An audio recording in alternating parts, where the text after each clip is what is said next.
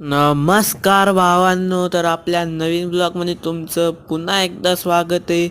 तर आज आपल्याला कॉलेजवरनं यायला उशीर झाला होता, म्हणून आपण पटापट जात होतो, कारण की भूक पण लागलेली आणि झोपायचं पण होतं.